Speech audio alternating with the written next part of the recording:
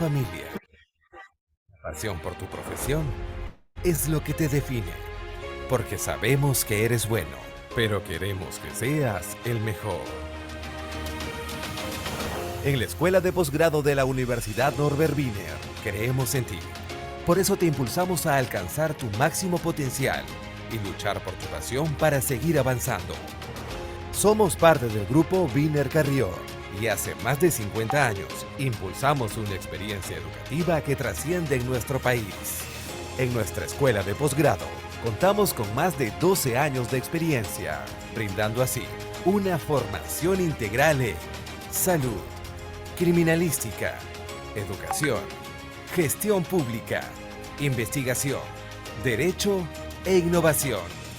Nos comprometimos con nuestro país en formar profesionales del más alto nivel, líderes con propósito social, líderes con excelencia académica.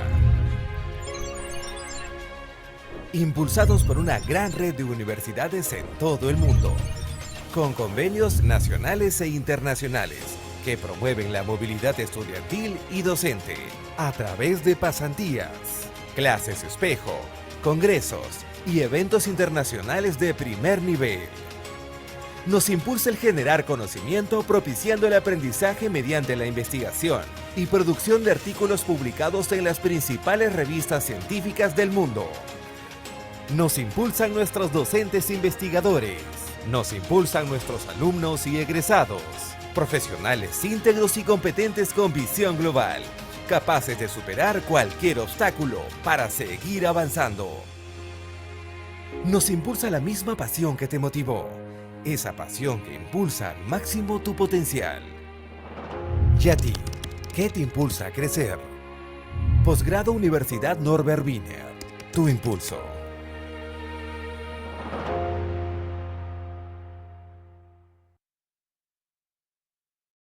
Buenas noches, bienvenidos a este foro de el primer nivel de atención y el rol del sector privado para lograr la cobertura universal en salud. Soy Hernán Ramos y tengo el honor hoy de compartir esta sesión con tres personas expertas en salud, tanto en el Perú como fuera de él. Nos acompaña en este foro el doctor Alberto Tejada Noriega, Ángela Flores Salgado y el doctor Pedro García Espíaga desde Chile. Es para mí un honor poder entonces dar inicio a este foro y el agradecimiento, por supuesto, a la Escuela de Posgrado de la Universidad Norbert Wiener. Vamos a comenzar inmediatamente.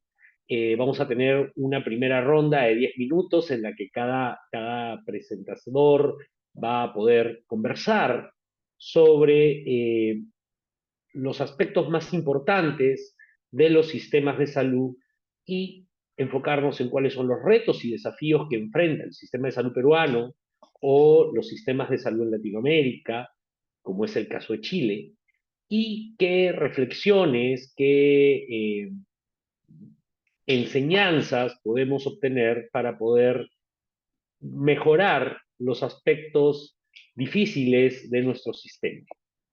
Voy a darle la palabra primero al doctor Alberto Tejada Noriega.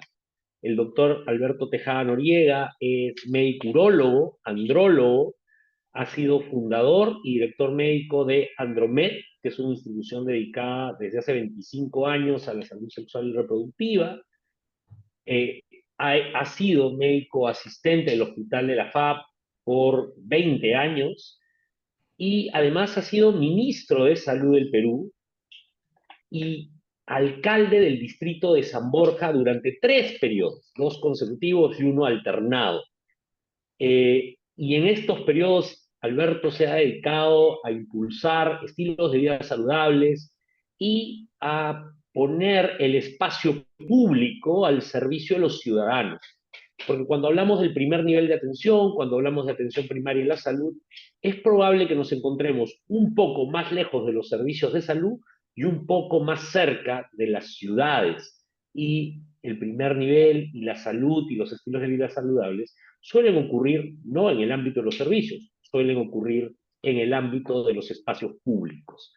Además, Alberto ha sido presidente de la red de municipios saludables durante 6 años y recibió el premio de creatividad empresarial de UPC por el proyecto Smart City Health, miembro de diferentes sociedades científicas, docente invitado de la Universidad de San Marcos, la UPC y la UPN, en donde además es miembro del comité consultivo. Adelante, Alberto, te damos la palabra. ¿Cómo estás, Hernán? Un placer y muchas gracias por tu presentación. Yo me voy a permitir hacer una introducción con una pequeña presentación que lo que pretende realmente es poner en valor una cosa que quizá todos conocemos, pero que bien vale la resaltemos, porque lo que yo quiero aquí es poner en claro una experiencia, como tú bien lo has dicho, en los 3 niveles de gobierno, pero de sentido pragmático, ¿no? Porque cuando hablamos del aseguramiento universal, bueno, podemos ufanarnos que tenemos pues el 99% de la cobertura, pero en realidad en la práctica la gente gasta de bolsillo y no encuentra acceso a servicios de salud. Y cuando hablamos de servicios de salud y atención primaria, no nos estamos refiriendo solamente a la gestión propia de la atención de enfermedades, sino a un contexto de determinantes sociales que tienen mucho que ver en la generación y en el pronóstico de cualquier dolencia que uno puede tener, porque invertir, por ejemplo, en prevención es vital, y eso desde la reforma del año 2013 pues se ha atomizado, ¿no? Lo que era una gran dirección de promoción y prevención de la salud, hoy día en el lado territorial prácticamente ha desaparecido y es parte de lo que hay que recuperar en el contexto. Pero bueno, nuestra realidad es clara, tenemos un presupuesto limitado, una infraestructura deficiente, aquí hay una brecha también importante por realizar, que se puede realizar desde el punto privado o de manera mixta, una información que es para mí vital y que es la piedra angular de esta presentación, que tiene más un enfoque local, territorial, y que se vea una nueva mirada de cómo podríamos encontrar las estrategias para poder dar una oportunidad al primer nivel de atención, a la gestión de salud, que en realidad es poco práctica, sin liderazgo, eso es un tema vital. En una posta, en un lugar, el encargado de la salud territorial es un ausente, por lo menos en la parte urbana, y con grandes limitaciones operativas. Para nadie es un secreto que el gasto en salud pública en el Perú es uno de los de la fila para abajo en América Latina, y hoy pues, pretendemos estar en la OECD y estamos bien lejos de lo que viene a ser el gasto público en salud, muy por debajo de los estándares regionales y lo que esta organización requiere. En el Perú tenemos básicamente 7.810 establecimientos, de los cuales hay 262 hospitales, 561 centros de salud, y básicamente la gran concentración está en estos pequeños puestos de centros de salud, que son 6.900. Pero ellos realmente no aseguran una adecuada prestación. Esta mirada de la atención primaria en realidad no es una novedad, ya tiene 46 años de historia desde que Alma Ata reconoce que el 80% de la carga de enfermedad es ahí donde puede ser resuelta de una manera muy económica, muy sencilla, y sobre todo también abogando por el lado preventivo, que tiene una responsabilidad en todos los que atendemos la salud pública, a pesar que también vivimos de la enfermedad, sin duda. El abandono del primer nivel de atención ha sido ya visibilizado no solamente por medios de comunicación, sino hasta la propia Defensoría del Pueblo, ¿no? Por ejemplo, a nivel nacional, el 30% casi de los establecimientos de salud carece de saneamiento básico, ¿no? El 10% en una urbe como Lima, y casi el 42% de ellos no tienen ninguna ayuda al diagnóstico como para que un médico primario pueda establecer una mínima ayuda pragmática a alguien que tiene cualquier dolencia. Cuando nosotros vemos el presupuesto general de la República, no solamente vemos un PBI, una inversión en salud por debajo de los estándares, sino que a su vez, si ustedes ven, la inversión local es mínima dentro de este proyecto, ¿no? La mayoría está enfocado a nivel nacional o a nivel regional, es como se distribuye casi el 85 o 95% del presupuesto, y la mínima carga pues se va mirando al territorio, lo cual es para mí un tema absolutamente equivocado. Esta famosa red de redes integradas de salud, que tenía pues un presupuesto de 415 millones otorgados por el Banco Mundial, desafortunadamente el año 22 se devolvió porque casualmente no se ejecutó nada de esta ilusión que hoy día hasta se llaman DIVIS, pero en realidad esa red integrada no se invirtió lo que tenía previsto por el Banco Mundial para ofrecerle a la población acceso a servicios y a una visión de salud integral. Porque cuando hablamos de primer nivel de atención, no solamente tenemos que fijarnos en atender enfermedades, sino estos tres componentes que son importantes que se dan desde la capa simple, ¿no? Este enfoque de salud que compromete a toda la sociedad con el objetivo de maximizar el nivel y la distribución de salud y bienestar en todos sus componentes. Hablo de la participación ciudadana porque hay que empoderar de nuevos conceptos a la sociedad, de las políticas que son a veces multisectoriales, perdón, porque cuando hablamos de salud no estamos hablando solamente de MINSA, hablamos, por ejemplo, de anemia y viejitos, que lo ve el MIDIS, hablamos de medio ambiente, que lo ve el medio ambiente cuando hablamos de saneamiento y agua, cuando hablamos de violencia hablamos del interior, o sea, no es un sector que solamente lo ve el MINSA y ahí tenemos grandes limitaciones, sino el rol articulador que se da desde un territorio nos permite llegar mejor al ciudadano con una conciencia de salud. Y por supuesto, la gestión de servicios que debe ser integrada y unificada o correspondiente, como te lo mostraré al final de esta mini presentación. Es que el gobierno local tiene muchas fortalezas. Tiene la capacidad de tener una información real, en tiempo real, territorial, focalizar la vulnerabilidad, también gestionar un presupuesto acorde con las deficiencias que son ad hoc, porque cuando vemos nuestro país, una república unida, pero tiene muchas naciones y muchas realidades. El otro día hablaba yo con un candidato y me decía, el presupuesto no se puede distribuir simplemente por población, sino hay que distribuirlo dependiendo de cada necesidad, y a veces en Lima metropolitana en realidad son tan distintas a 5 minutos de un distrito que el otro, que la realidad y el presupuesto y las demandas son completamente distintas. Tiene que haber una acción básicamente tomada por determinantes sociales de la salud, que las puede haber de un territorio, con una posibilidad de ser, como le dije hace un momento, intersectorial y asumir sobre todo una responsabilidad y una rendición de cuentas a la comunidad. Uno puede con mucha facilidad, yo tenía la oportunidad, por ejemplo, de trabajar en San Borja con una población de 140.000 personas, en 45.000 predios, y uno puede llegar y saber los sectores, subsectores, y tener un ASIS, un mapa situacional de la salud en tiempo real que nos permite tomar correctas decisiones. Abogacía hay de sobra. No solamente esta estrategia de redes integradas que todavía subsiste y el presupuesto tiene que recuperarse para poder establecer una verdadera red de atención de salud, sino tenemos la Ley Orgánica de Municipalidades que le da potestad a los gobiernos locales a ejercer salud. Tenemos este Decreto Supremo País Saludable al 2030, que es un cuidado integral que todavía está vigente y que le da abogacía. Tenemos esta viabilidad financiera, que es el intercambio prestacional para efectos de poder tener presupuestos y verlo cómo podemos ejecutar algo que aterrice en la gente, ¿no? Tuvimos una experiencia en San Borja y la aterrizamos como esta ciudad inteligente en salud, que en realidad no es situación rara ni extraña y puede ser perfectamente replicable, pero que concentra su estrategia en la información y la potencialidad que hoy día tiene la geolocalización, que se usa inclusive para la seguridad ciudadana, pero con una visión orientada a la salud, para la prevención, para el seguimiento, para el tratamiento, de algo que quizá no lo tiene un gobierno privado, no lo tiene una gestión privada y el Estado es incapaz de darle ejecución efectiva. Hablo, por ejemplo, de un catastro, ¿no? Un catastro, por ejemplo, es el mapa de toda tu comunidad y donde uno habla, por ejemplo, qué local tiene qué condición y qué cosa podría hacer en cada lugar. Y tengo información de estos ciudadanos que, por cierto, pueden trasladarse, por ejemplo, a saber cuántas enfermedades crónicas tengo, cuántos adultos mayores tengo, en qué nivel viven y sobre todo con cercanía y con asertividad para tener una ejecución presupuestal adecuada. Este modelo de salud de primer nivel, uno lo puede valorar y puede monitorear en una plataforma en tiempo real y darle necesidad inmediata, o sea, una respuesta inmediata, sobre todo con calidez y cercanía, que es algo que el Estado no tiene o que en todo caso es muy interpersonal. Este observatorio es el gran monitor de toda la acción operativa de salud, donde manejamos desde la clínica, la farmacia, las ambulancias y qué sé yo, y que se maneja también en la parte intersectorial con los otros, diría, Ministerio del Interior, el MINAM y todos los que tienen que ver básicamente con actividades conexas a la salud, y la participación ciudadana, que es un aspecto realmente muy importante que solo lo voy a mencionar en unas palabritas. Hoy, en San Borja, logramos tener una experiencia de lo que es un simple centro de salud hacia una experiencia articuladora, integradora, donde en una clínica la familia hoy día atiende pues el Seguridad Social, el Instituto de Salud Mental Comunitario, o sea, el MINSA. Tenemos todos los actores colocados en un mismo predio, sirviendo cada uno como prestador en su ámbito.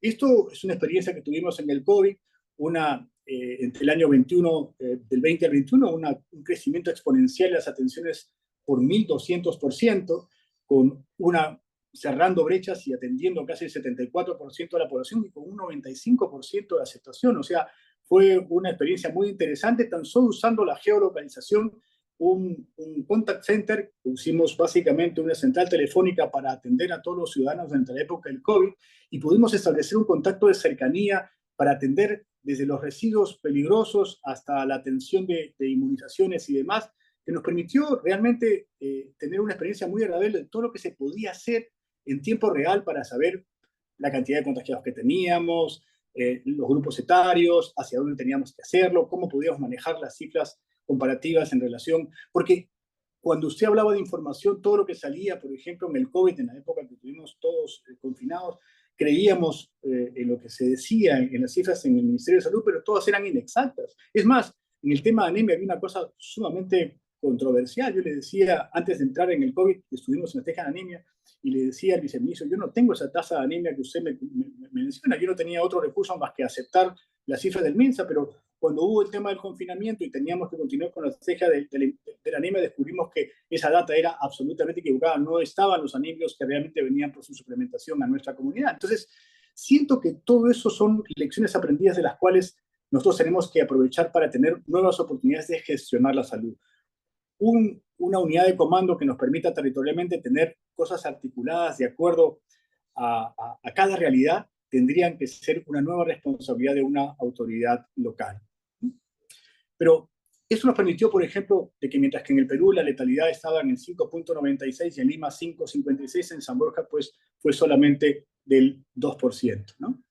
Este modelo participativo también nos deja, y con eso concluyo, la necesidad de instaurar un modelo participativo. Una ordenanza puso a todos los actores de una sociedad urbana, como es nuestro distrito de San Borja, para trabajar por la salud. Por primera vez en la historia de nuestra comunidad se consiguió un primer millón de soles para inversión en salud del presupuesto participativo que jamás se había hecho. Y bueno, en este momento se está gestionando una inversión para poder empoderar a la comunidad de salud y de esas oportunidades. Nosotros postulamos que el tercer nivel de atención lo debe tener básicamente el MINSA o el Salud, el segundo nivel los gobiernos regionales y el primer nivel de atención debería aprovecharse los gobiernos pilotos con un proyecto piloto en crecimiento donde entre el aseguramiento para darle soporte, porque lo que hoy tenemos no es sino gasto de bolsillo y modelos de acción, participación que no tienen supervisión y que no tienen ese nivel que creo que hoy día corresponde para este primer nivel de atención. La brecha está clara, el Ministerio de Salud ha identificado el 60% de déficit de IPRES a nivel de Lima Metropolitana y considero que los gobiernos locales ofrecen estas prestaciones que actualmente las hacen sin modelo de aseguramiento y creo que un modelo debe ser absolutamente integral porque desde ya el gobierno local trabaja en el cuidado de la salud y solamente es articular actores y ver la forma como estos presupuestos de aseguramiento pueden darle a muchos prestadores que ahora lo están haciendo en estos modelos de acción y participación, porque los hay varios, pero creo que tienen que pasar a un segundo nivel. Yo creo que ahí está la oportunidad de tener como socios a los territorios y de esta manera darle una oportunidad para ayudar a un Ministerio de Salud que por sí solo no lo va a poder lograr. Eso es lo que quería expresar para comenzar una visión desde un nivel territorial, mi querido Hernán. Muchas gracias, Alberto. En efecto, uno de los temas importantes que hay que destacar en el Perú es que, según la Superintendencia Nacional de Salud, cerca de 35 millones, casi 37 millones de peruanos ya tienen una cobertura de seguro.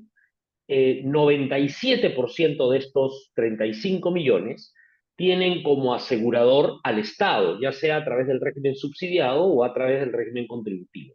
Sin embargo, lo que vemos es que el sistema no logra atender efectivamente esta demanda. Entonces, como tú lo has mencionado, existen muchas brechas y una tarea de otros gobiernos, porque cuando estamos hablando de salud, no solo estamos hablando del ministerio y de los servicios, sino estamos hablando también de otros tipos de políticas que tienen que vincularse a la salud. Ahora es el turno de Ángela Flores, directora ejecutiva de ALAFARPE. Ángela es economista de la Universidad del Pacífico, tiene una maestría en Economía Internacional por la Universidad de Yale en los Estados Unidos, Es candidata al Máster de Economía, Políticas Públicas y Gestión de la Salud en la London School of Economics y tiene mucha experiencia tanto en el sector público, donde ha estado como asesora del gabinete del despacho del Ministerio de Salud, como en el sector privado. Ha liderado desde su cargo actual de directora ejecutiva de Alafarpe iniciativas de Government Affairs en compañías multinacionales. Además es co-chair del grupo de trabajo FIFARMA y es miembro activo del grupo de trabajo de ética de IFMA, promoviendo además el marco de ética consensuado de APEC. Adelante, Ángela. Muchísimas gracias, Hernán, y de verdad que un agradecimiento especial a la Universidad Norbert Wiener, a la Escuela de Posgrado, y también al doctor Tejada, al cual admiro muchísimo, y al doctor García. Es un placer compartir este panel con cada uno de ellos. Y curiosamente, el doctor Tejada ya anticipó muchísimo de lo que iba a hablar sobre el tema de aseguramiento, pero voy a poner énfasis en cómo desde el sector privado podemos también coadyuvar a que el complemento de la cobertura del aseguramiento universal pueda de verdad ser una realidad. Más allá del gasto en salud, que si bien es cierto en Perú y de pocos años hemos sido bastante críticos como gremio de poder tener un mayor financiamiento en términos de gasto como porcentaje de PBI para salud, no es suficiente, ¿no? Más allá de los incrementos presupuestales, que claramente se han visto no solamente en medicamentos, sino también en insumos estratégicos, en infraestructura, post-COVID, claramente nos hemos dado cuenta que no es suficiente. El tema de calidad de atención es fundamental para de verdad generar una cobertura universal que cubra ese 99.7% que tiene PEAS con calidad de atención, con esa cercanía que lo puede tener el distrito de San Borja, al cual claramente visito para poder disfrutar de un distrito que tenga esas características, pero cómo replicar hacia otras regiones, hacia otras comunidades, hacia otros distritos, con innovación. Y es ahí donde el sector privado es pieza fundamental para ayudar a través de plataformas transparentes. Yo creo que hemos todos sufrido la situación de COVID y el post-COVID nos debe haber hecho reflexionar sobre crear estas plataformas conjuntas transparentes y que no tengamos que esperar una próxima pandemia para poder accionar.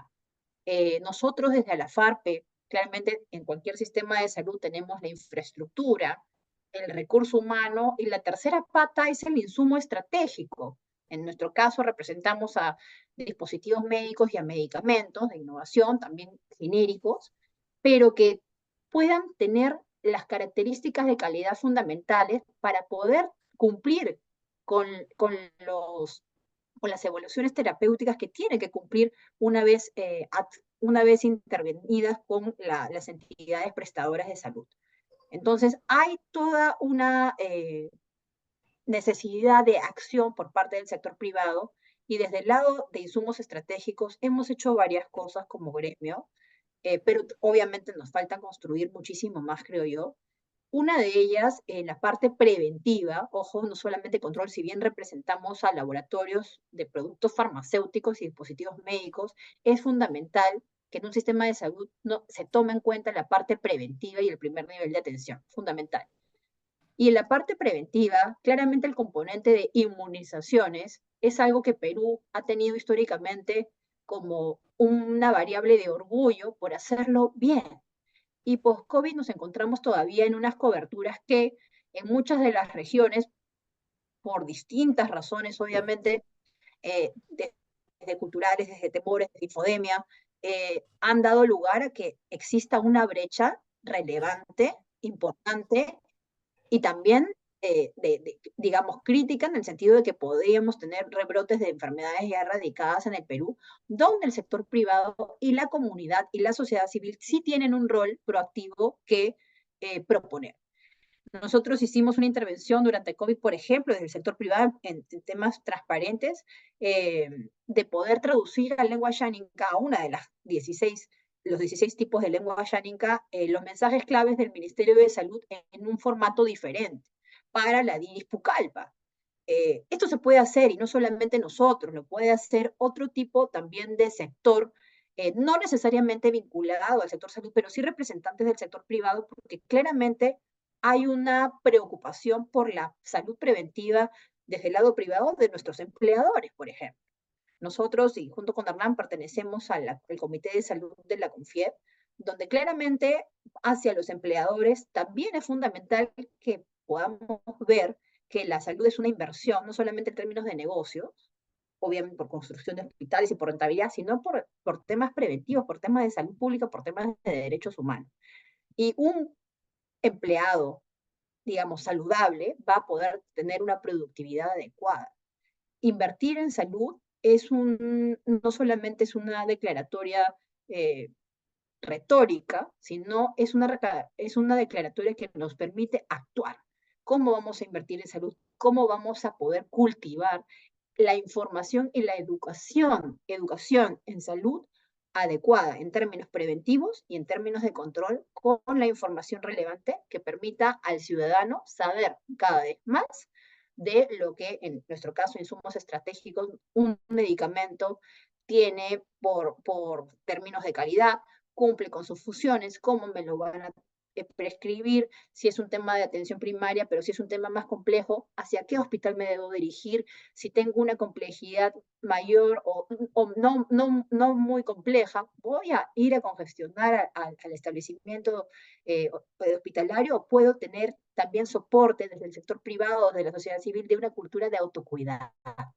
Y ahí quiero puntualizar más. En el Perú no existe todavía una cultura de autocuidado. Hay mucha, quizás, automedicación, hay mucha informalidad aún, pero ya otros países latinoamericanos con su sector privado han empezado a trabajar de manera permanente en crear una cultura de autocuidado, de estilos de vida saludable. Nuevamente repito, el Distrito de San Borja es un ejemplo claro, pero cómo a través de los estilos de vida saludable también se puede crear una cultura de autocuidado que permita eh, empezar a conectar la información hacia los patrones o los awareness en virtud de distintos tipos de patología, diabetes, cáncer, la prevención adecuada, el diagnóstico oportuno y generar de manera con un framing distinto al que normalmente lo vemos, con mucha data, con mucho diagnóstico,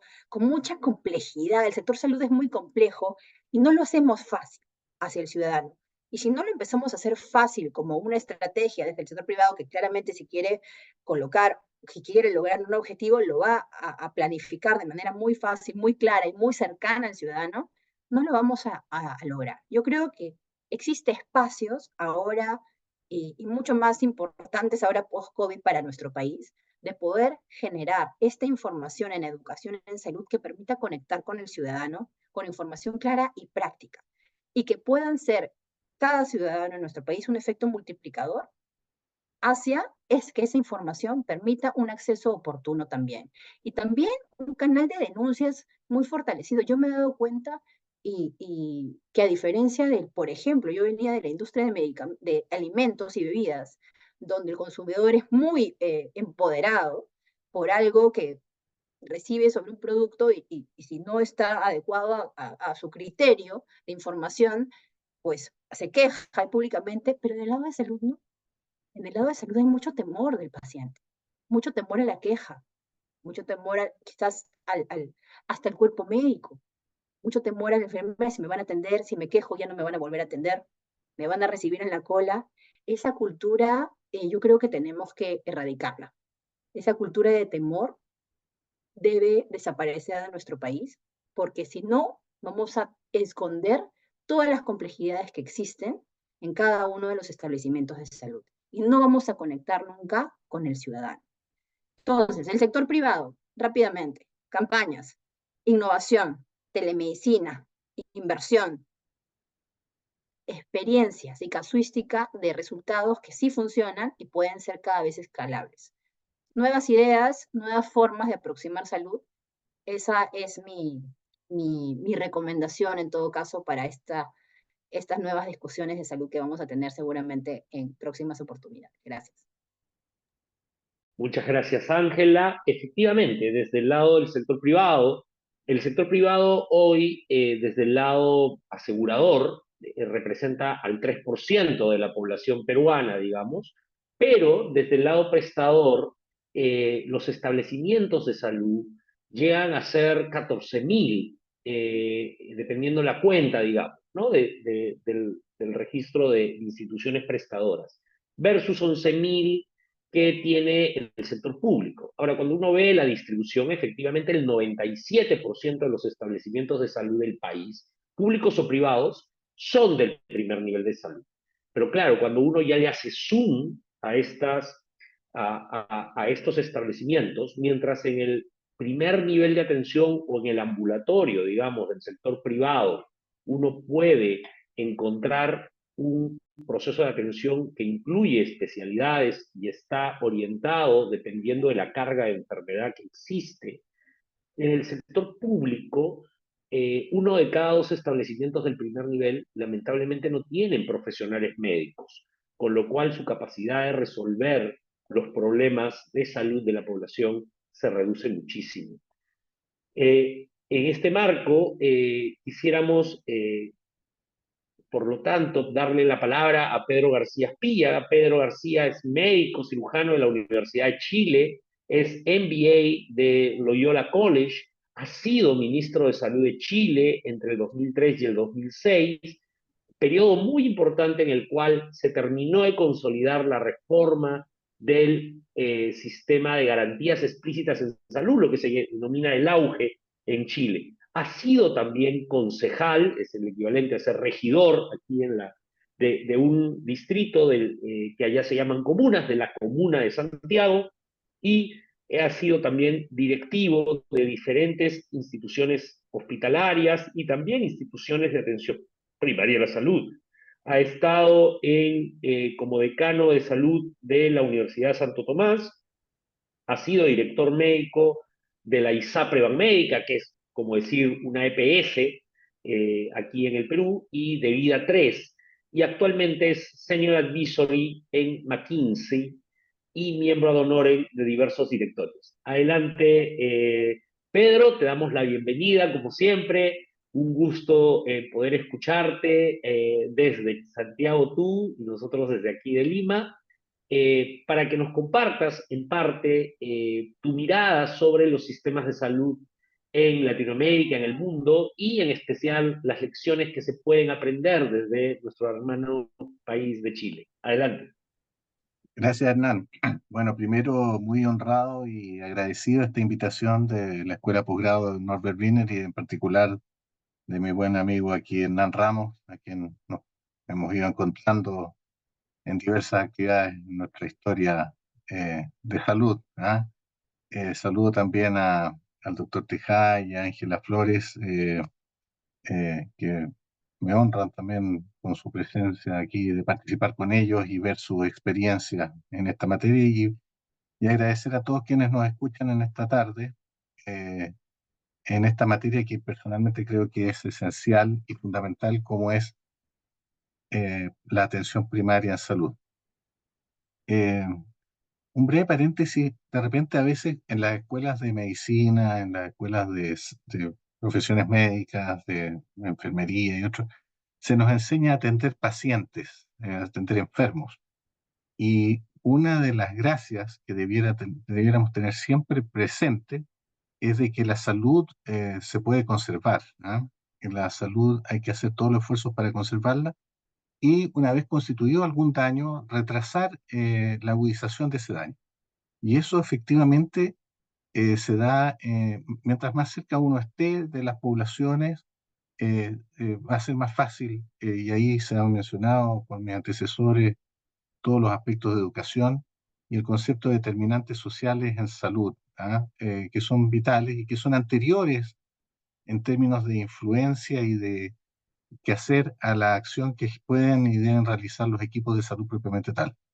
Buena vivienda, buen acceso a agua potable, a electricidad para mantener la cadena de frío, son esenciales. Por cierto, la educación es por lejos lo más importante, ya que las personas son y deben ser los principales agentes protectores de su propia salud y la de sus cercanos. ¿Ah? Ahí nosotros, y bueno, creo que en gran parte del mundo y de quienes estamos pendientes del desarrollo de la atención primaria, se ha dado la importancia de lo que es el concepto de salud familiar. ¿Ah? Las enfermedades se asocian o son facilitadas en ambientes más desprotegidos o con situaciones más de mayor riesgo social, y las personas que tenemos más oportunidades tenemos menos riesgo en esa materia.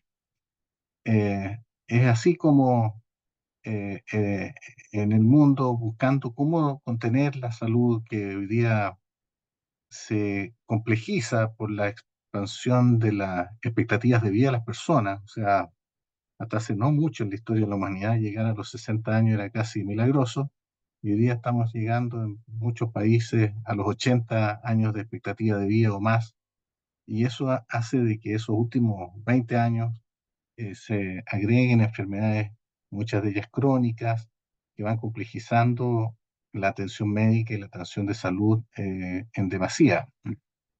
Y, y de ahí la importancia de la atención primaria de salud, que acerca todos estos servicios de salud a las personas y que, tal como decía el doctor Tejada, permiten, mientras más cerca uno esté de las poblaciones, permite que uno identifique otras áreas de riesgo. ¿Ah?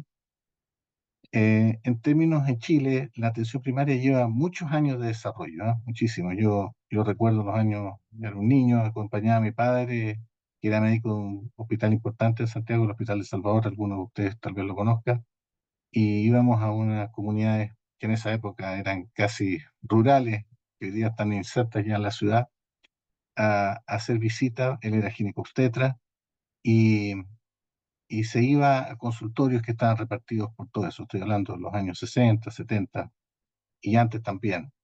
Y así se fue desarrollando con el tiempo un desarrollo importante de consultorios, postas rurales, que estaban interconectados y eran parte de redes asistenciales que estaban comandadas desde los hospitales. Allí hay una situación delicada porque los hospitales en general han tendido a comandar y tal como decía el doctor Tejada, como a minusvalidar la presencia y la importancia de la atención primaria. ¿No?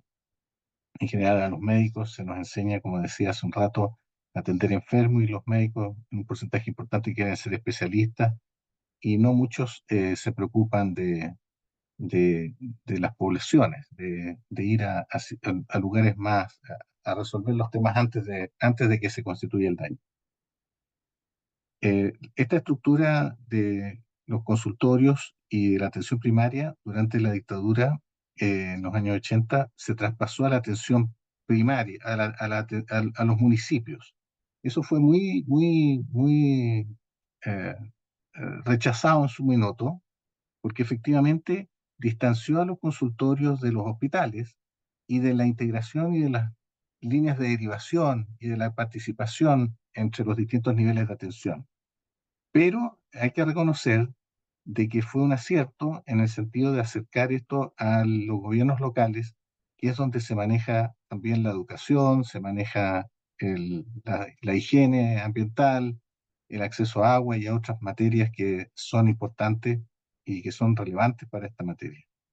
Eh, una vez retornado a la democracia, la atención primaria ha tenido siempre una importancia relevante en la estructura de la atención de salud desde el Ministerio de Salud, que aquí en Chile nosotros tenemos dos fuentes de financiamiento en donde las personas asalariadas pueden escoger, y los que no son asalariados tienen que ir a acceder al aseguramiento estatal, que es el FONASA, el Fondo Nacional de Salud, pero quienes tienen asalariados que tengan la opción pueden optar también a estas EPS o seguro o seguridad social privada, ¿no? Que son las ISAPRES.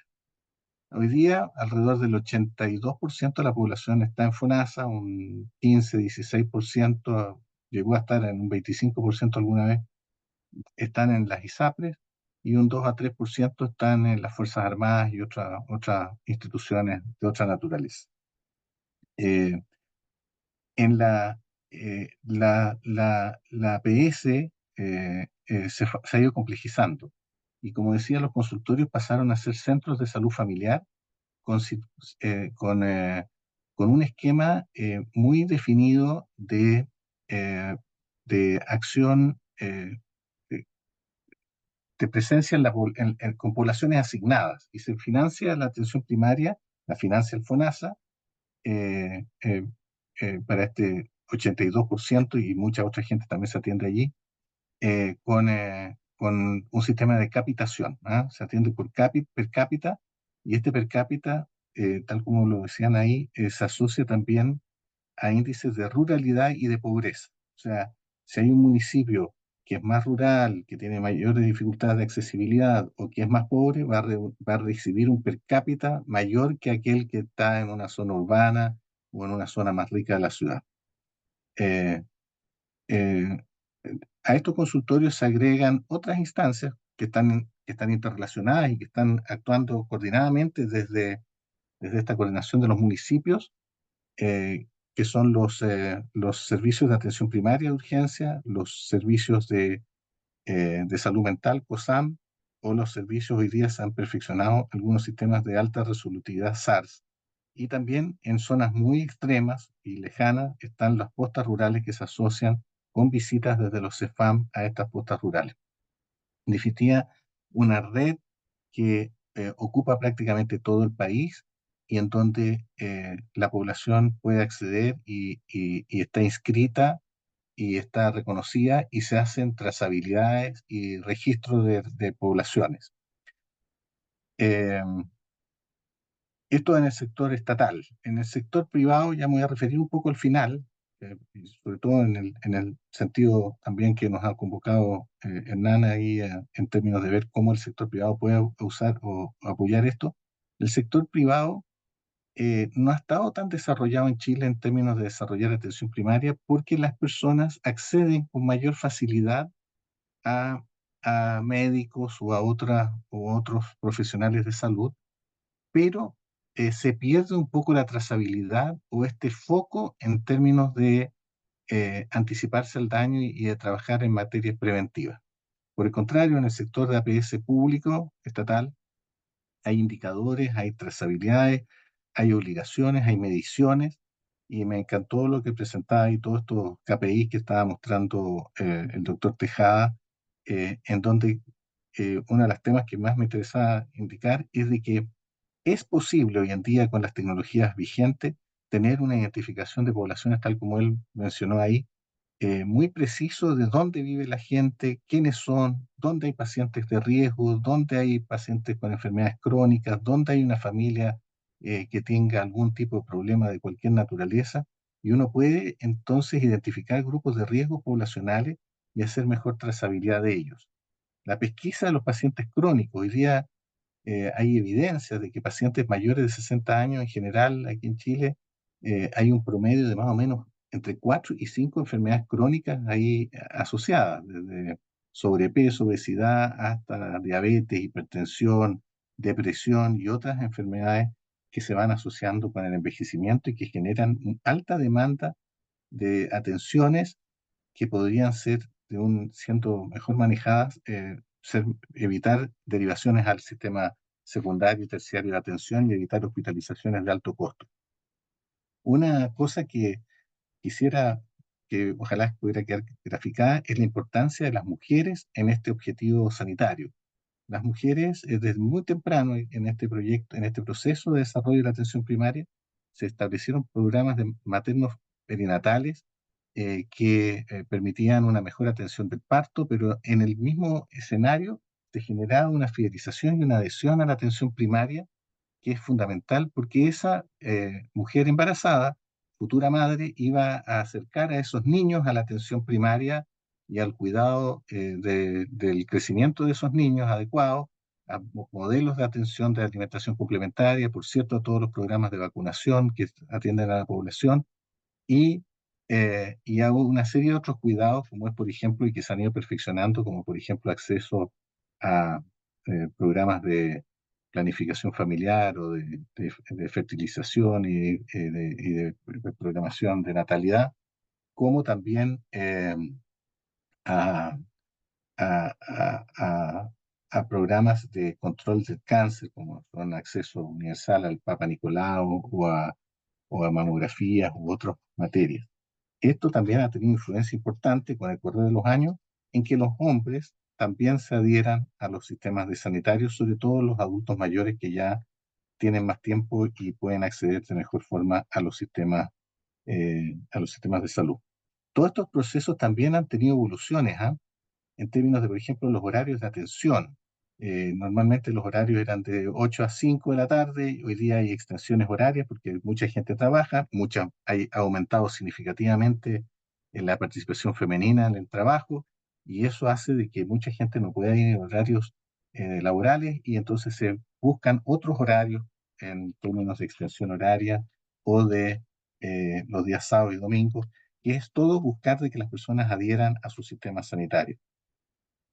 Una de las cosas, bueno, siempre han habido programas de salud, ahí yo quiero destacar, por ejemplo, hoy día en el GES, mucha atención del régimen de garantía de salud, como el cuidado del 100% de los diabéticos, los hipertensos, las personas con enfermedades mentales como la depresión, la esquizofrenia, varios cánceres y otras materias, se atienden inicialmente en la atención primaria.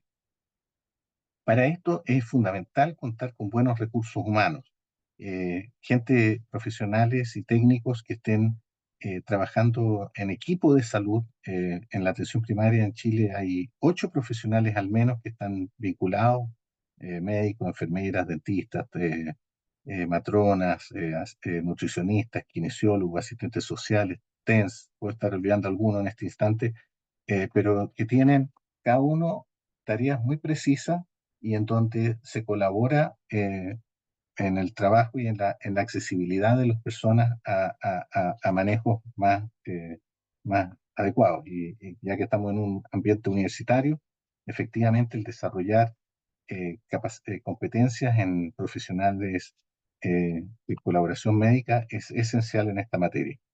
Eh, los, las mediciones también de KPIs de funcionamiento son importantes. Y lo otro es que la APS debe estar integrada con redes mayores asistenciales, que son las redes, los hospitales. Aquí es fundamental contar con sistemas electrónicos de derivación y contraderivación, y ojalá, cosa que todavía no está bien desarrollada, en la atención primaria hay muy buena atención a ficha clínica electrónica, pero eso no está necesariamente conectado con los sistemas hospitalarios, y ahí yo creo que hay mucho por hacer. El financiamiento, como les dije, quiero atenerme a los 10 minutos, porque ya veo que mi amigo Hernán me está ahí haciendo alguna seña. La atención es vía capitación y por población asignada. Una especial importancia le asigno al uso de tecnologías de información y también al uso de tecnologías como sensores biométricos para la pesquisa y seguimiento de pacientes con enfermedades crónicas. Hoy día uno puede tener a todos monitorizados a distancia, hipertensos, diabéticos y una serie de otras materias que están en eso. Les decía yo, el sector privado no ha tenido este nivel de desarrollo, pero hoy día que hay todo un proceso de crisis del financiamiento privado, hay una búsqueda de colaboración en esto. Ahora, ¿cómo el sector privado puede ayudar ahí haciendo lo que decía Ángela?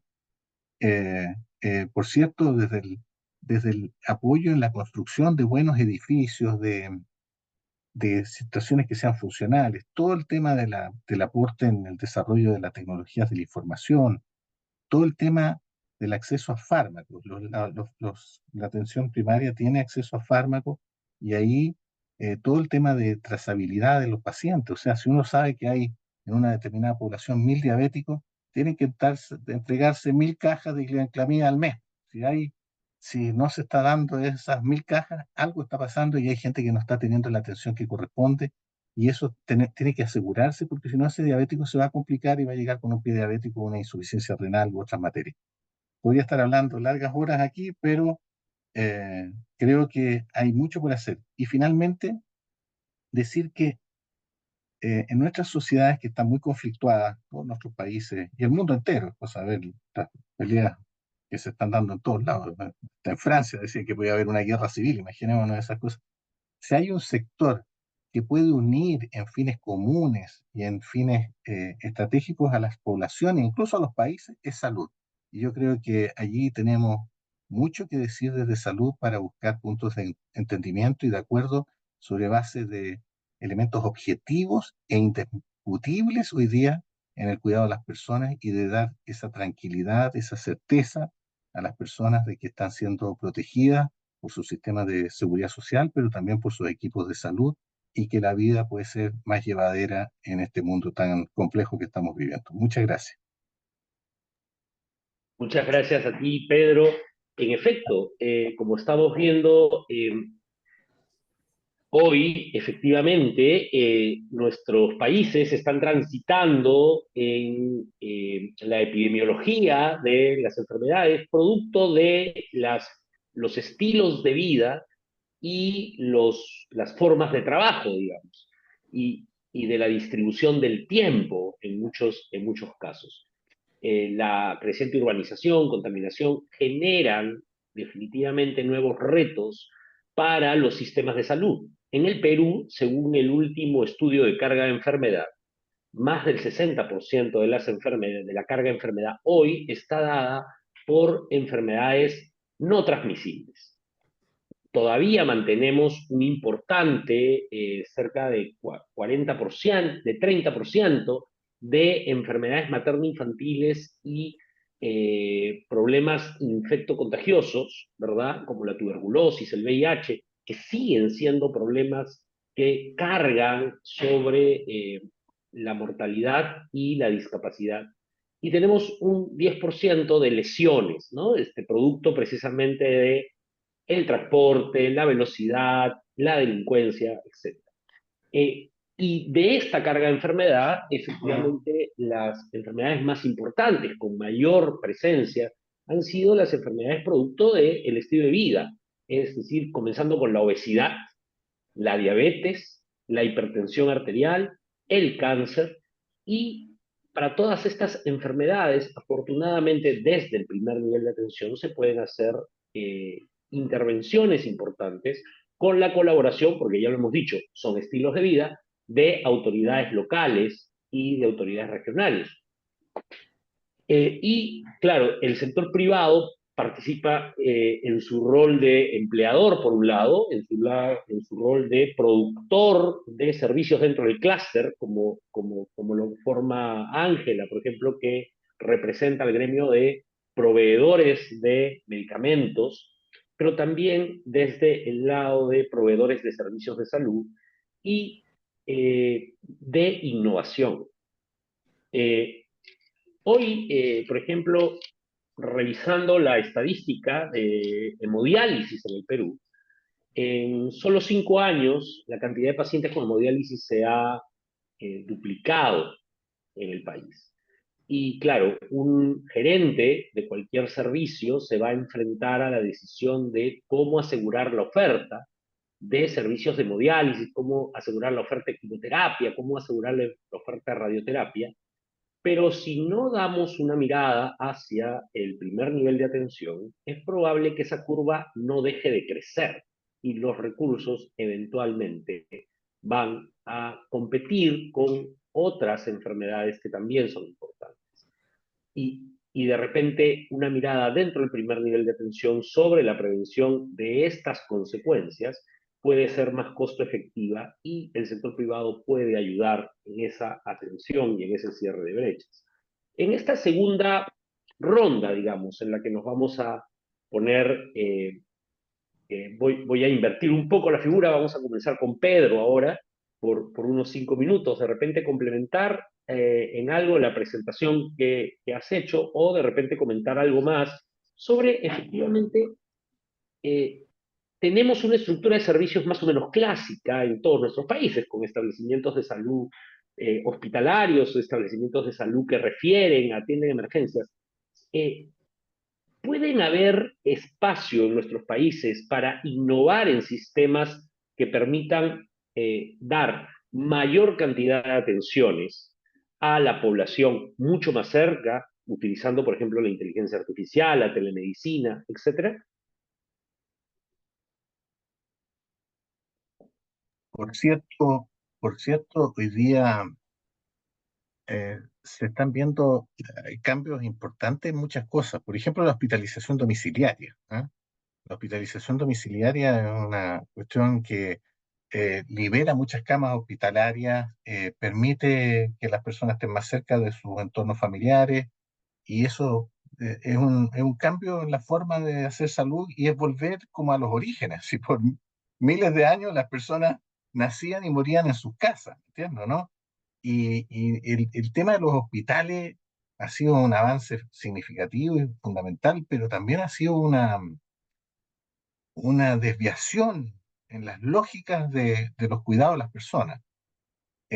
Cuando tú hoy día tienes sistemas de eh, una conectividad, la penetración de celulares inteligentes en la población es altísimo, entonces tú con eso puedes tener una conectividad con las personas y hay una cantidad de apps fundamentales para poder ver desde sus niveles de saturación hasta sus niveles de glicemia y otras materias que tú puedes generar con algunos sensores biométricos, y podrías tener un control de poblaciones mucho más amplio, que pueden ser seguidos incluso por sistemas electrónicos y de inteligencia artificial, como dices tú, de analítica, que si una persona está bien controlada y está bien estabilizada, no tiene sentido que vaya a control médico, a control de una enfermera o cosas de esa naturaleza, y tú con eso también disminuyes la presión sobre edificios o sobre instituciones que hoy día están absolutamente sobrepasadas en todos lados.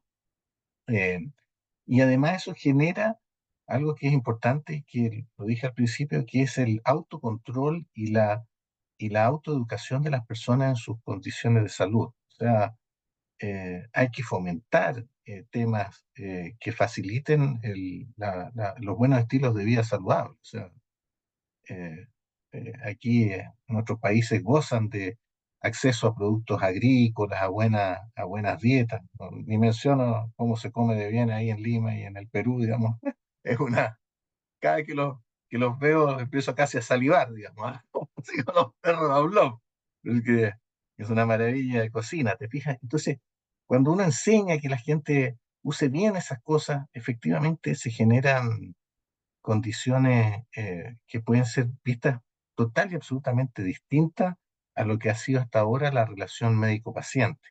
Eh, los médicos especialistas que van a ser potencialmente y porcentualmente cada vez más escasos ante las necesidades de la población. Entonces, un, yo siempre digo, un diabetólogo, que por lo menos aquí en Chile estudia 7 años de medicina, 3 años de medicina interna, después 2 años de endocrinología y otros 2 años para ser diabetólogo, no puede estar mirando a un paciente de diabético una sospecha de diabetes. Ahí tiene que estar conectado esa persona con un equipo de médicos generales y con un equipo de enfermeras especializadas en diabetes, y esos equipos van seleccionando a aquellos pacientes que realmente requieren la visita o la vista de ese médico. Todos los procesos de generación de grupos, y eso están todos estos sistemas de chat, eh, de poder agrupar poblaciones de enfermos crónicos para que aprendan unos de otros, se aprendan a cuidar entre ellos. Hay una cantidad de cosas hoy en día tremenda, y en donde es factible convocar a todos nuestros profesionales jóvenes, no solo del mundo de la salud, sino que también de las ingenierías. Aquí veía en la universidad y aquí en el posgrado otras escuelas que están ahí involucradas, que invitan a las personas a, a conectarse o a desarrollar programas distintos de atención y de generación de condiciones que, como digo, mantengan o eviten el daño, y una vez que se constituye el daño, lo mantengan a raya y bien controlado. No sé si Muchas me, gracias, me Pedro. remitía como a Eh, 5 minutos ahí, no sé, para ser respetuoso de los otros. Perfecto, perfecto. Muy bien, efectivamente. Ángela, igual, de repente, la industria, además a la parte, ha apostado muy fuerte por la innovación y, en efecto, cuando uno habla de esta reorganización de los servicios, y está hablando de personas que tienen diabetes ya o hipertensión y que no les requieren ir pues al Rebagliati o a Cayetano Heredia, y que deberían tener una red de servicios lo suficientemente grande como para atenderlos, pero además en el paciente crónico ocurre algo importante que también hace que cambie la cultura de la atención. Estamos acostumbrados a que en el sector público las citas salgan al mes o a los 2 meses, y el paciente crónico requiere otra forma de manejo, requiere tener una continuidad, una fidelización y un manejo a veces cercano, dependiendo del nivel de riesgo con el que inicia el tratamiento. Y esto obviamente exige que el primer nivel tenga más tecnología de la que hoy posee. No podemos imaginar atender a un hipertenso si no tenemos en algún momento acceso a un mapa o a un electrocardiograma. No podemos atender a un diabético si no tenemos hemoglobina glicosilada, digamos. Y de esa manera no podemos mejorar el acceso, la oportunidad del diagnóstico y tratamiento del cáncer si no hay un laboratorio o un diagnóstico por imágenes que soporte la atención para estadiar. Entonces, Ángela, no sé qué nos puedes comentar Gracias, al Hernán. respecto. Sí, y vuelvo para poder elaborar la respuesta a estas tres patas, yo las llamo así, del esquema mental del sistema de salud, ¿no? La adecuada infraestructura y adecuada en términos a poder tener estas unidades también de referencia. Tú hablabas de diabetes. eh, Hay iniciativas, por ejemplo, en diabetes tipo 1 a nivel Lima, donde se identifican o se crea la potencialidad de crear unidades especializadas de prevención, ¿no? De justamente generar esa información al ciudadano, de poder hacer la detección temprana y evitar estos costos que cada vez van increciendo para poder evitar otro tipo de tratamientos más complejos, donde claramente el reto de nuestro país sigue siendo el acceso también a tecnologías innovadoras, por distintas razones que creo yo que deberíamos sí reformar y ver cuál es ese valor por esa inversión de esa nueva tecnología que está viniendo al país para poder generar una mejor evolución terapéutica. No en todos los casos se da, pero sí existe aún en el Perú, a diferencia, por ejemplo, de Chile o de Ecuador, países vecinos, una seria brecha en nuestro país de acceso a la innovación de nuevas tecnologías, que eso sí hay que puntualizarlo y hay que mejorarlo, pero sí en materia de infraestructura, nuevamente, obras por impuestos es una forma de poder generar infraestructura que funcione y sobre todo interconecte. Obras por impuestos en unidades de referencia de diabetes con telemedicina, por ejemplo, para poder acercar esta experiencia que está centralizada lamentablemente por nuevamente la segunda pata, que es el gran tema importante de recurso humano. No tenemos suficiente recurso humano también especializado en todas las regiones de nuestro país. La oncología está centralizada en Lima, en Arequipa y en el norte.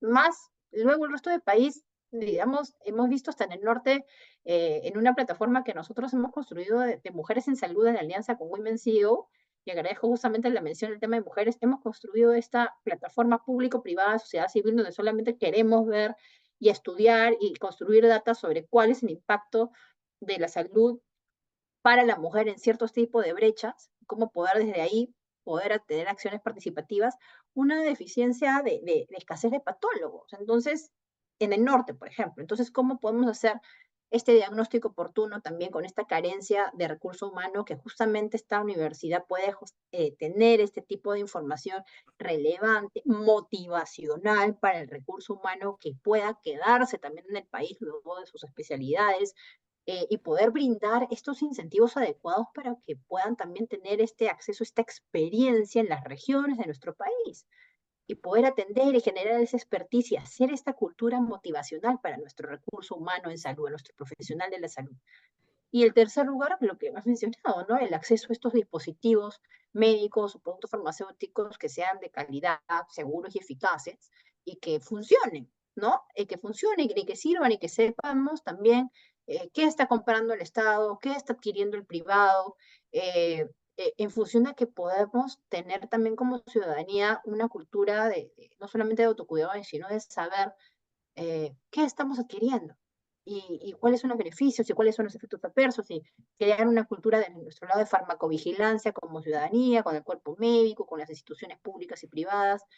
Eh, Hace mucha falta generar nuevas iniciativas, pero para lo cual reitero que la disposición del sector privado creo que hoy no solamente es disposición, yo creo que hay una responsabilidad en aras de mantener una cultura de salud cada vez mayor, no solamente la educación. El cambio climático nos va a enfrentar a tener respuestas cada vez más pronto ante la ciudadanía de los gestores, y que claramente si no estamos preparados o con la resiliencia adecuada como sociedad, no vamos a tener los resultados, obviamente, sanitarios que todos pretendemos tener para poder hacer algo muy simple, hacer crecer a una familia en nuestro país saludable, no irse por temas de escasez de salud. Crecer, envejecer, quedarse. La expectativa de, estaba viendo la inversión en salud en data, Perú, en términos de expectativa de vida, tienes 75, 80 años, estás ahí en el loop, inclusive con poca inversión. Mantengamos esa calidad de vida de esos entornos saludables que aún hay que rescatar de nuestro país, y conectemos y midamos con data pública y generemos este tipo de foros en distintos ámbitos, en distintos términos. Salud es un bosque entero de poder seguir conversando, pero de esa manera de construir y generar acciones claras para el bienestar del sistema. Gracias. Muchas gracias, Ángela. Pedro, estás levantando la mano. ¿Querías comentar algo?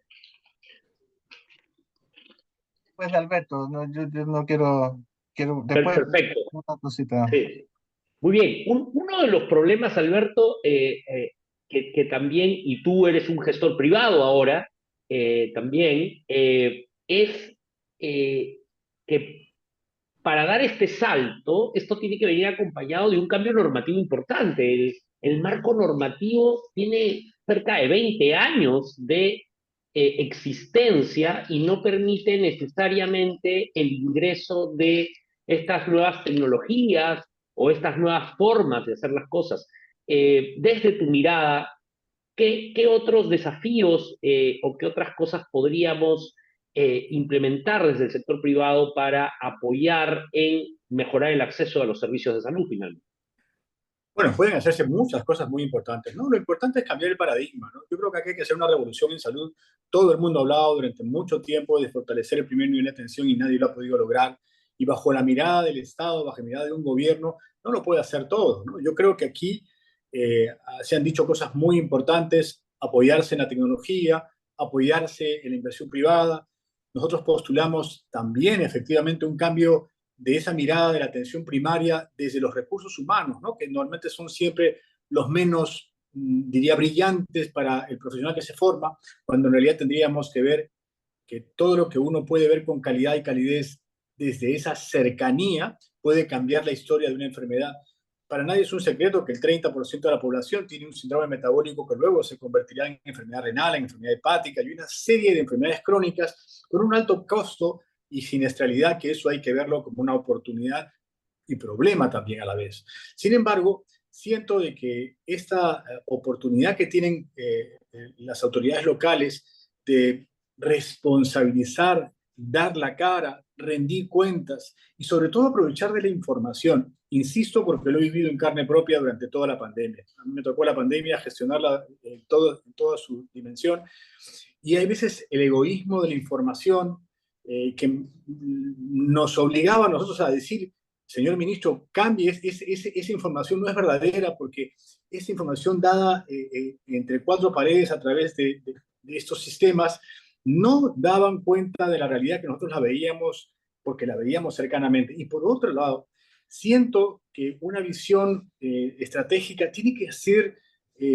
adaptada a la interculturalidad de nuestro pueblo, ¿no? Efectivamente, bien otra vez lo dijo: cómo replicar un modelo de una ciudad mesocrática como el distrito de San Borja, pues a Yunguyo o a los Andes o a la selva de nuestro país. Bueno, hay que tropicalizar esta preocupación por la salud, pero empoderando a la población. Yo le doy un valor muy importante a la educación, a las determinantes sociales, y obviamente en eso participa mucho esa autoridad local, que también tiene, según marco normativo, responsabilidad, pero que de pronto lo dejamos todo en la atención de enfermedades. Y atención de enfermedades que al final, insisto, no tienen al mejor recurso humano y no está totalmente articulado, porque de acá de lo que se trata es que el primer nivel de atención tenga la referencia y contrarreferencia para la complejidad y hacer pues rentable la atención, porque tú sabes, una atención primaria no requiere de una infraestructura costosa. Una oficina como esta puede atender perfectamente complejidades. Yo, por ejemplo, soy urólogo de profesión, estoy ahorita en este momento en la clínica porque hoy he hecho una intervención, pero eso es una partecita de mi gestión. El 70-80% lo hago en una oficina cualquiera, donde puedo ver pues, la atención de una próstata, de una infección y de una gran cantidad de cosas a un bajísimo costo y con la misma facilidad, sin necesidad de estar en un centro hospitalario. Por supuesto, si yo tengo que hacer algo complejo, yo soy el que me traslado. Y ahí es donde yo tengo que aprovechar la información. Hace un momento el doctor García habló de los celulares. Los celulares tienen una penetración pues, que lleva hasta los niveles más extremos de nuestra sociedad, y hay que aprovechar eso para incorporar la inteligencia artificial. Hoy día lo podemos hacer en seguridad. Yo puedo saber, por ejemplo, cuando un carro está dando 3 veces la vuelta, yo digo, ese es sospechoso de un reglaje, lo sigo. O sea, yo creo que la mirada forense tiene que pasar a ser hoy día una mirada preventiva. Y en salud, esto de la atención primaria es una oportunidad para que la parte privada pueda realmente asegurar. Yo postulo un seguro médico municipal, ¿no? Un seguro que realmente vea esa brecha, porque los municipios cobran por arbitrios, por servicios, y por supuesto, estoy cerca de mi vecino, lo conozco, veo por su educación post-colegio, veo por esa salud, obviamente, tengo la población de adultos mayores, yo sé cuántos están. Es curioso que yo tengo 52 centros, 1.154 viejitos confinados en clínicas de reposo y el Estado no lo sabe, pero yo los tengo al frente. Y de pronto, ¿quién lo gestiona? Nadie. Entonces, creo que esos adultos mayores confinados, esos adultos mayores que viven en nuestra comunidad, que viven con enfermedades crónicas, esos estilos de vida, pues esa alianza que se puede hacer con el capital privado es importante, porque es una población invisible que solo hace largas colas de atenciones que no tenemos. Esa cobertura al 97% que tenemos en salud en el MINSA no es verdad. Eso es puro discurso que se puede plantear en organismos financieros, pero a ti, a mí, ya a nadie se le ocurre pedir una cita para ver su próstata en el Seguro Social porque no me van a atender nunca. Ni tampoco la voy a pedir porque no accedo.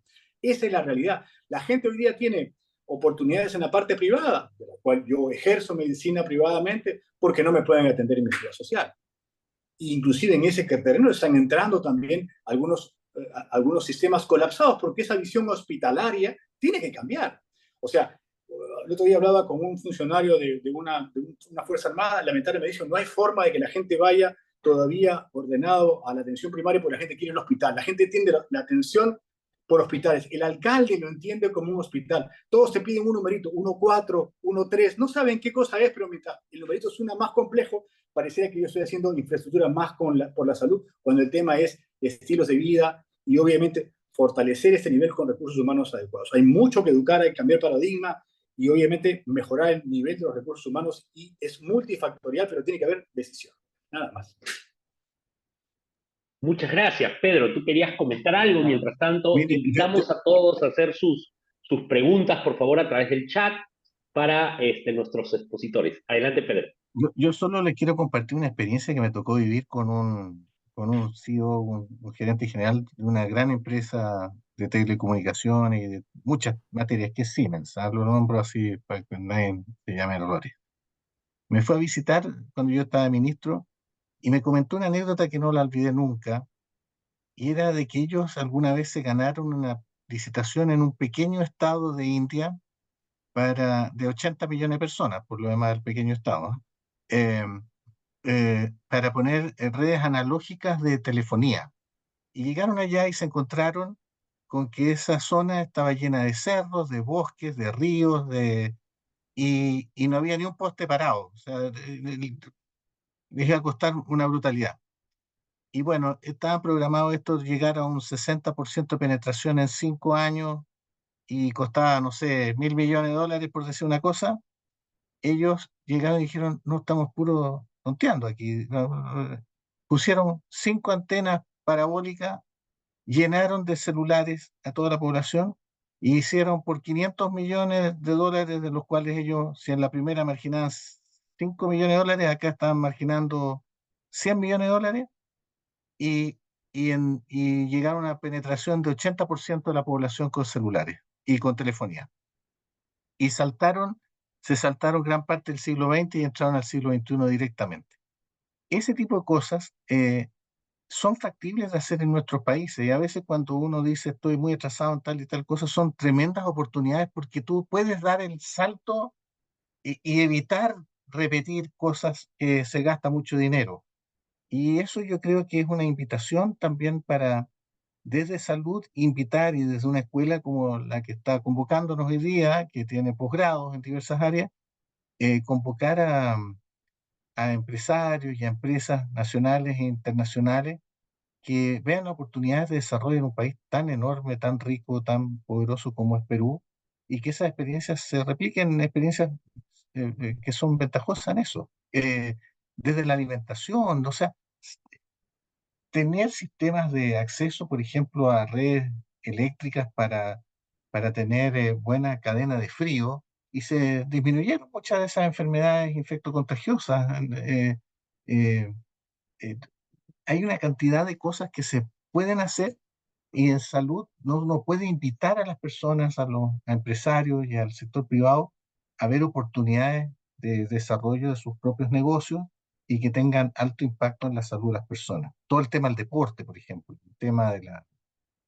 eh, de la accesibilidad, las telecomunicaciones. Hoy día las telecomunicaciones, hay una crisis de todos los medios tradicionales de telecomunicaciones porque entraron todos estos podcasts y sistemas electrónicos de comunicaciones, el WhatsApp, y cualquier cantidad de Instagram y otros, que hay que saber usarlos. Y ahí las empresas hoy día, estas grandes empresas tecnológicas están buscando oportunidades y que se desarrollen esto en países como los nuestros, son replicables después en otras latitudes y son oportunidades de negocio. Yo creo que y pueden tener un impacto infinitamente mayor que el hecho de poder acceder o no a un médico en particular o a una enfermera, ¿ah?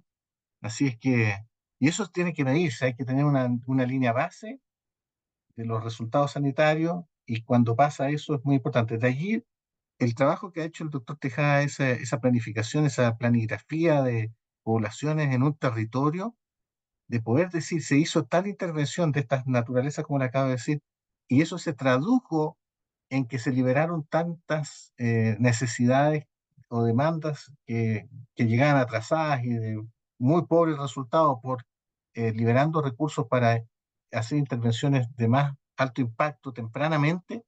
Yo creo que eso puede ser de una fortaleza tremenda, tremenda y preciosa para mostrarle a otras comunidades del Perú, como también del resto de Latinoamérica, y esas cosas tenemos que compartir experiencias positivas en eso. Confianza y esperanza, que somos capaces, aquí hay inteligencia suficiente para transformar el mundo. Muchas gracias, Pedro.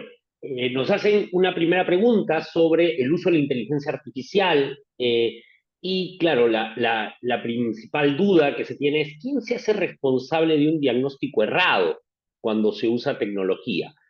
No sé si alguien quiere animarse a responder, de repente, Ángela o Alberto. Bueno, yo creo que la tecnología está hecha en realidad para los modelos de medicina de precisión, ¿no? Pues a mí lo que me interesa, si hoy día en oncología yo tengo un cáncer y tengo de lesiones genómicas de cada tumor que individualiza tratamientos de quimio, radio, inmuno, dependiendo su inmunistoquímica, hoy necesito tener una georreferencia que me permita también saber dónde está y por qué está y qué prevalencia y cómo yo puedo hacer un buen gasto eficiente para atender mi población y para prevenir la enfermedad. O sea, yo siento que empoderar a la colectividad de un estilo de vida saludable no es solamente una retórica imposible. Sí lo es cuando trabajamos aislados. Yo creo que el capital privado debe ir enfocado a fortalecer la política necesaria para el país, pero no en el modelo que tenemos como hoy día funciona, un modelo de acción-participación donde simplemente hay una alta rotación, una gran demanda insatisfecha, ojo, que ha tenido éxito,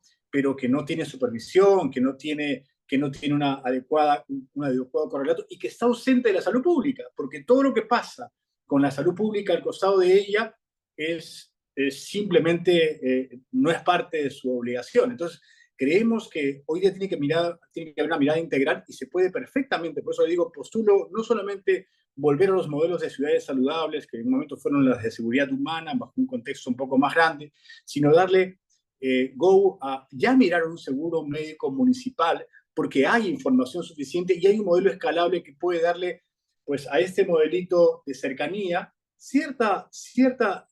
cierto financiamiento de un PEAS que permita por lo menos llegar a una capa simple de confort, sobre todo en el paciente crónico, sobre todo el paciente que no tiene trasladarse en la rehabilitación. Fíjate, la rehabilitación tiene la particularidad de ser muchas atenciones pequeñas. El desplazamiento es más que el taxi, que se tiene que ir por hacer una atención gratuita. Tenerlo con cercanía puede dar soluciones, pero la tecnología en realidad debe estar para resolver hoy día problemas de cercanía y de información, que es lo primero que hay que comenzar en el partido, más que hablar de discursos. Con respecto a los diagnósticos, hay niveles de atención. O sea, yo creo que cuando estamos hablando en esta reunión, estamos hablando de baja complejidad. Yo debo distinguir que si este paciente no es un paciente para aquí, sino es un paciente que realmente requiere una intervención, pues ahí viene la referencia y contrarreferencia que tiene que estar articulada también, ¿no? Muchas gracias, Alberto. Ángela, de repente añadir algo más. Yo creo que dos ejemplos o ilustraciones con respecto a lo que es inteligencia artificial, de hecho es algo progresivo que se va a venir inclusive en las mesas de salud de la OECD a nivel global, aún se está discutiendo mucho sobre los distintos tipos de controversias para ver hasta qué punto se va a regular o no la inteligencia artificial. Pero ya vemos, así como las redes sociales en su momento han ido avanzando progresivamente, lo mismo va a pasar con la inteligencia artificial. Es un tema que ha venido para quedarse. Y lo que claramente hay que ver es esa gradualidad. Por ejemplo, hay aplicativos ya que brindan acceso, ¿no? A través de un dispositivo móvil, donde tienes, por ejemplo, cuestionarios con más de, creo que millones de terabytes de data, de documentación científica, donde la inteligencia artificial te consolida esa data y te da una información muy, muy precisa para poder realizar cuestionarios sobre, por ejemplo, salud mental, sobre diagnóstico súper primario de cuál es el estado de salud mental a través de un aplicativo móvil, ¿no? Un ejemplo de eso, y ya te brinda un acceso a tener este tipo de dispositivos, este tipo de prestadores que lo que hacen es justamente, como decía el doctor Tejada, acortar y generar acceso, que es algo que también hemos visto que el Estado no puede hacer solo y que el privado va a tener que complementar, porque si es un derecho fundamental, no hay que seguir poniendo candados para no ejercer y disfrutar de ese derecho fundamental, lo que es salud. Entonces, esos son, digamos, ejemplos específicos de lo que se viene con inteligencia artificial. Pero nuevamente, yo lo utilizaría, más bien lo traería a Perú en temas administrativos, en temas de gestión, en términos de generar conectividad de data una con otra. No es posible que la data de, por ejemplo, de una institución dentro del mismo MINSA no coincida con la misma data de la otra área funcional del mismo ministerio. O sea, ahí yo aceleraría el tema de inteligencia artificial para ayudar en ese tema, ¿no? Muchas gracias, Ángela. Efectivamente, uno de las cosas que hay que tener en cuenta es cómo hemos discutido mucho, digamos, de la atención primaria, pero tenemos que no perder el foco que lo más importante de toda esta discusión es cómo le aseguramos a cada ciudadano dentro de nuestros países, dentro de nuestras comunidades, el acceso a servicios de calidad en el momento en el que los necesita. La oportunidad no es algo que diga una hora o dos, la oportunidad es el momento suficiente para evitar que su patología genere una secuela o una consecuencia no deseada o impida la productividad de estas personas. Y desde ese punto de vista, la tecnología nos va a permitir tener una mejor llegada a los ciudadanos, como dijo Ángela, no necesariamente con herramientas de automedicación o de diagnóstico, sino básicamente con herramientas de conexión. La inteligencia artificial hoy puede ser utilizada, y de hecho la utilizan, y ustedes creen que los está llamando un ser humano, o están viendo un influencer humano, y en realidad están viendo un influencer de inteligencia artificial que les está brindando contenido o les está promocionando productos. Y de esa manera se pueden promocionar contenidos de salud y de estilos de vida saludables. Nos preguntan, Pedro, creo que esto nos lo puedes decir tú. La inversión privada, nos dicen, es un gran apoyo para avanzar, pero la situación política inestable, no, ¿cómo, cómo, cómo lograr, digamos, frente a una situación política inestable, avanzar en aquello que necesitamos. Por cierto que es una situación que nos complica, por ejemplo, la delincuencia, la violencia, el crimen organizado, todas esas cosas generan, y bueno, y las inestabilidades políticas generan eh, eh, huida de los capitales y del interés de las personas en invertir. De allí la importancia de preocuparse del quehacer político y de que las sociedades funcionen adecuadamente y de que haya una amistad cívica mínima que permita crear los ámbitos de confianza. Sin embargo, también es cierto de que cuando hay este sistema, el que se arriesga a veces puede tener muy buenos retornos. Ajá.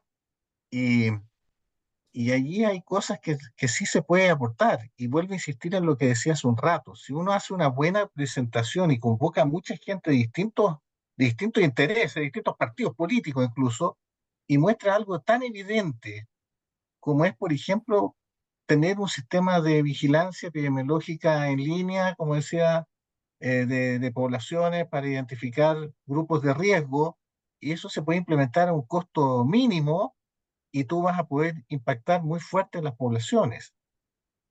La inteligencia artificial, que la pregunta, quiero volver un poquito a eso, porque la inteligencia artificial tiene infinidad de aplicaciones.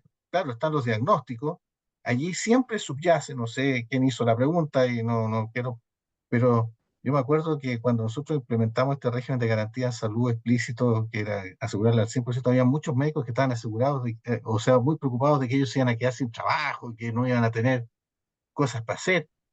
Todo lo contrario, mientras más uno va resolviendo temas en salud y más genera expansión de la expectativa de vida de las personas, más necesidades de equipos médicos hay. Si lo que no puede ser, y tal como se ha dicho, es de que se pretenda de que con 20 diabetólogos se atienda a una población de varios millones de diabéticos. O sea, ahí hay que buscar otras herramientas. Entonces, la asignación de recursos, la identificación de riesgos, la, la entrega de información a las poblaciones y a las personas para que puedan tomar mejores decisiones, incluso a los familiares, para que puedan eh, estar más cerca de los pacientes mayores que están enfermos. Yo creo que ahí hay muchas cosas y la inversión privada es esencial. Nosotros acá en Chile, por ejemplo, hubo mucha resistencia a las concesiones hospitalarias, por ejemplo, y a las concesiones, incluso en otros ámbitos, carreteras y cosas por el estilo. Y la evidencia ha demostrado de que es una forma más rápida, más efectiva y más eficiente de construir infraestructura pública. Y eso, incluso los que más se resistieron hoy día, la evidencia los está haciendo llevar y hoy día hay varios decenas de hospitales que se están construyendo por esas vías, ¿me entiendes, no? Y lo que importa es regular bien, controlar, exigir que se cumplan los contratos, de que se hagan bien las cosas. Pero desde el mundo privado de los capitales hay interés en invertir en nuestros países porque se ve que son países riquísimos. Si nosotros, aquí hay minerales, hay pesca, hay de todo.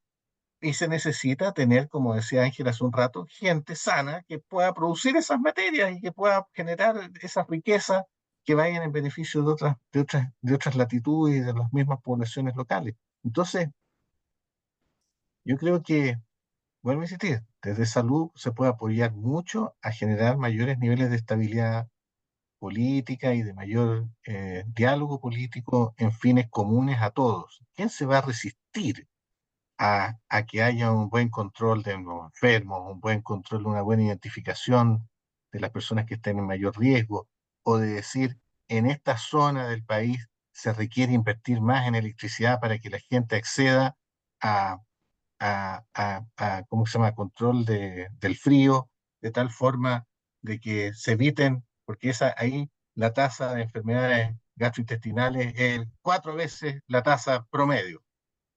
Evidente, nadie va a poder decir, no, yo no quiero. Entonces ahí habrá alguien que invierta en esa materia. Y eso va a tener un retorno tremendo, incluso para efectos de plantaciones agrícolas que van a disminuir las tifoides, las hepatitis y una serie de otras cosas porque el agua va a estar en mejor calidad. Entonces, eh, nosotros desde salud podemos aportar mucho a los desarrollos de nuestras sociedades.